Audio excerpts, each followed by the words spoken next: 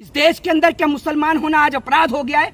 वो मुसलमान जिसने इस देश को मिसाइल दी, वो मुसलमान जिन्होंने मीर उस्मान अली के नाम पर इस देश को 5 टन सोना दिया, वो मुसलमान जिन्होंने आज हमारे देश के बॉर्डरों की रक्षा भी कर रहे हैं, सुरक्षा भी कर रहे हैं। जब जम्मू कश्मीर में शहीद होने की बात आई तो मुदस्सिर अहमद शेख भी वहां पर शहीद होते हैं। आज लोगों को हिंदू और मुसलमान के नाम पर बांटा जा रहा है। शर्म आती है, हमें शर्म आती है ऐसी सरकार के ऊपर जो लोगों को बांटने का, तोड़ने का काम करती है। हिंदू जाग गया, हिंदू जागा। सर, कोई हिंदू नहीं जागा। मैं भी हिंदू हूं, लेकिन मेरा धर्म किसी मुसलमान का खून बहाने की इजाजत नहीं देता। मेरा धर्म एक ही इजाजत देता है कि अगर हिंदू हो तो मुसलमान, सिख और ईसाई सबसे प्रेम करो इंसानियत के नाते, क्योंकि जब हम लोग एक दूसरे से प्रेम करेंगे तभी हम दूसरे मुल्क से लड़ पाएंगे। और हमें हथियारों की लड़ाई नहीं सर, डेवलपमेंट की लड़ाई लड़नी है। और देश तभी तरक्की कर सकता है और देश गुलाम होने से तभी बच सकता है जब इस देश का हिंदू, मुस्लिम, सिख, ईसाई कंधे से कंधा मिलाकर एक साथ मिलकर चलेगा। कि ना तो इस देश के अंदर मस्जिद का मौलाना लड़ना चाहता है, ना मंदिर का पंडित लड़ना चाहता है। इनको लड़ाना चाहते हैं इस देश के नेता, क्योंकि जब जब बीजेपी सरकार में आती है सबसे ज्यादा हिंदू मरता है, क्योंकि जितना हिंदू मरता है उतना वोट बीजेपी को मिलता है। देखिए, मैं आपको बता दूं कि 48 घंटे के अंदर भारत देश के अंदर 3 बड़ी घटनाएं हुई हैं। एक आपने देखा होगा कि हरियाणा के नूह के अंदर जो घटना घटित हुई है, किस तरीके से वहां पर राइट्स हो रहे हैं। दूसरी घटना मैं आपको बता दूं कि जयपुर से है, किस तरीके से आपने देखा होगा कि जयपुर से बॉम्बे जा रही ट्रेन के अंदर एक पुलिस के द्वारा, जो आरपीएफ का जो जवान है उसके द्वारा गोली मारी जाती है। और तीसरी बड़ी घटना बरेली की, जहां पर कावड़ी जो है उनके बीच में से कुछ व्यक्ति जो है वो फायरिंग करने का काम करते हैं, जिसके बाद कावड़ियों के ऊपर लाठी चार्ज करी जाती है। आपको मैं बता दूं कि पूरा देश कश्मीर से कन्याकुमारी तक जल रहा है, लेकिन जहां हमारे देश के प्रधानमंत्री नरेंद्र मोदी जी चुनावी रैली में व्यस्त हैं, तो हमारे देश के तमाम नेता 2024 की बैठक में व्यस्त हैं। लेकिन पूरा देश इस नफरत की आग में जल रहा है। आखिर कौन है वो व्यक्ति जो इस देश के अंदर हिंदू और मुसलमान के बीच में नफरत पैदा करने का काम करते हैं? क्योंकि जब एक और रथ यात्रा निकलती है तो मैंने देखा कि उस रथ यात्रा के दौरान जब एक मुस्लिम भाई की डेथ हो जाती है तो उसका जनाजा निकलने के लिए सारे ढोल और ताशों को बंद कर दिया जाता है और उस जनाजे को निकलने के लिए रास्ता दी जाता है। लेकिन उसके बाद आप देखते हैं कि हरियाणा के अंदर कल जिस तरीके से वहां पर दंगे होते हैं, उसके पीछे किसका हाथ है? मैं आपको बता दूं कि उस यात्रा के अंदर मोनू मानेसर जो की है, उसकी आने की आशंका थी, जिसकी वजह से वहां पर राइट्स यानी दंगे भड़के। मैं आपसे पूछना चाहता हूं कि क्या हमारे देश की शासन व्यवस्था और हमारे देश की सरकार आज इतनी कमजोर हो गई है कि जगह जगह दंगे होते हैं?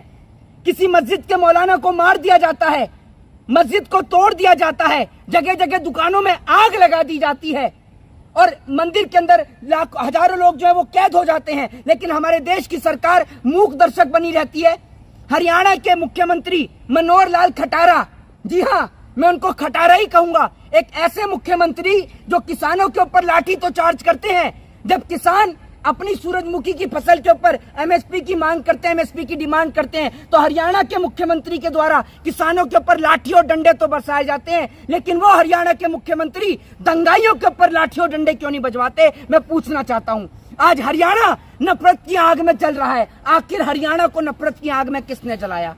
एक और इससे पहले मणिपुर नफरत की आग में जल रहा है। पूरा भारत देश आज जल रहा है, कश्मीर से कन्याकुमारी तक। आज आप देख लीजिए, हरियाणा के अंदर धारा 144 लगी हुई है, उधर मणिपुर के अंदर धारा 144 लगी हुई है। नेट सेवा बंद कर दी गई है, हरियाणा में नेट सेवा बंद कर दी गई है। आप सोच कर देखिए, जब आप और हम कहते हैं कि हम आजाद भारत के आजाद नागरिक हैं, उस आजाद भारत के आजाद नागरिक, जिस देश ने इस धरती को अब्दुल कलाम आजाद जैसे वीर सपुत्र दिए, जिस देश की मिट्टी ने इस देश को अशफाक उल्लाह खां, राजगुरु सुखदेव और भगत सिंह जैसे सुपुत्र दिए, आज उस धरती, जिस धरती को अंग्रेजों से हम लोगों ने आजाद कराया, हिंदू, मुस्लिम, सिख, ईसाई ने एक साथ मिलकर इस धरती को अंग्रेजों से मुक्त कराया, आज ये धरती वापस से गुलाम होने की तादाद पे आ गई है। उसके पीछे का कारण ये है कि डिवाइड एंड रूल।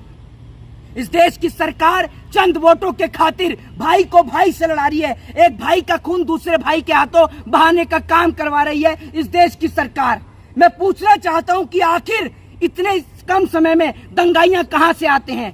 जो लोग पत्थरबाजी करते हैं, जो लोग निकल रही यात्रा के ऊपर पत्थर फेंकने का काम करते हैं, इतनी बड़ी तादाद में पत्थर हो चाहे फिर वो लोग हो, वो कहां से इकट्ठे होते हैं? मुझे ये समझ में नहीं आता कि हमारे देश की शासन व्यवस्था क्या करती है, प्रशासन क्या करती है। आज तक मैंने प्रधानमंत्री की रैली के ऊपर तो पथराव होते हुए नहीं देखा, मुख्यमंत्री की रैली के ऊपर तो पथराव होते हुए नहीं देखा। जब प्रधानमंत्री और मुख्यमंत्री की रैली के ऊपर पथराव नहीं होता तो मैं पूछना चाहता हूं कि जब हिंदुओं की रैली निकलती है, यात्रा निकलती है, तो उस पर पथराव क्यों होता है?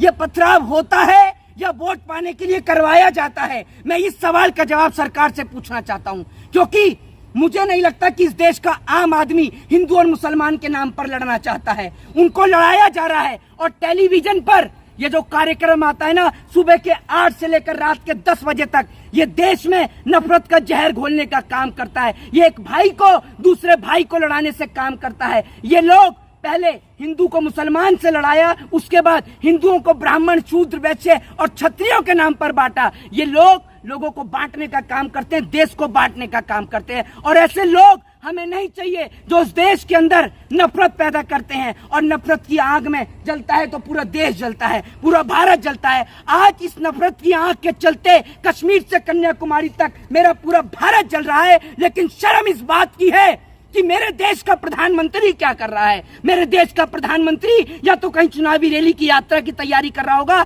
या 2024 में सोच रहा होगा कि कौन से विधायक को खरीदूं, कौन से एमपी को खरीदूं और कौन से एमएलए को खरीदूं। क्या आज जी राजस्थान में है प्रधानमंत्री चुनावी रैली कर रहे हैं। मैं आपको बता तो रहा हूँ, राजस्थान के अंदर हमारे देश के प्रधानमंत्री चुनावी रैली कर रहे हैं। सोच कर देखिए, क्या प्रधानमंत्री को इतनी सी भी शर्म नहीं है कि भारत देश के बड़ा हिस्सा हरियाणा, जहां हमारे देश के किसान भाई रहते हैं, वो हरियाणा जल रहा है। आज सांप्रदायिक आग के चलते हरियाणा जल रहा है। उधर बरेली के अंदर बुरा हाल है, इधर मणिपुर जल रहा है। लेकिन हमारे देश के प्रधानमंत्री को चुनावी रैलियां करने से फुर्सत नहीं है। और मैं आपको बता दूं, और फिर यही बात कहना चाहूंगा कि ना तो इस देश के अंदर मस्जिद का मौलाना लड़ना चाहता है, ना मंदिर का पंडित लड़ना चाहता है। इनको लड़ाना चाहते हैं इस देश के नेता, क्योंकि जब जब बीजेपी सरकार में आती है सबसे ज्यादा हिंदू मरता है, क्योंकि जितना हिंदू मरता है उतना वोट बीजेपी को मिलता है। आपको भारत में रहना है, हिंदुस्तान में रहना है, तो मोदी योगी कहना पड़ेगा। मैं भारत में रहूंगा तो भारत देश का संविधान कहूंगा, भारत देश के संविधान के जयकारे लगाऊंगा। तो आपको मार दिया जाएगा, अम्बेडकर के लगाऊंगा, आपको ही मार दिया जाएगा। आपको भी। सुनिए सर, हर दौर में लोगों ने फांसियां भी खाई हैं और गोलियां भी खाई हैं, तो हम इस दौर के सिपाही हैं। याद रखिएगा, जिस मिट्टी ने हमें जन्म दिया है, हम इस मिट्टी के वो शेर हैं जो इस मिट्टी के खातिर फांसी का फंदा भी चूम जाएंगे और गोली भी खा लेंगे। ना तो हम सरकार की गोली से डरते हैं, ना सरकार के कारावास और जेल से डरते हैं, और ना हम सरकार की फांसी से डरते हैं। आपको मैं एक बात बता दूं, ये खून भगत सिंह को मानने वाला है और अंबेडकर के सिद्धांत पर चलने वाला है। ये सर किसी के आगे नहीं झुकता, ये बता दूं। ये सर झुकता है तो अपने देश के सम्मान में, यानी तिरंगे के आगे, और किसी के आगे नहीं झुकता, ये बात बता दूं। चेतन सिंह ने इसीलिए मारा 4 लोगों को, 3 मुसलमान थे।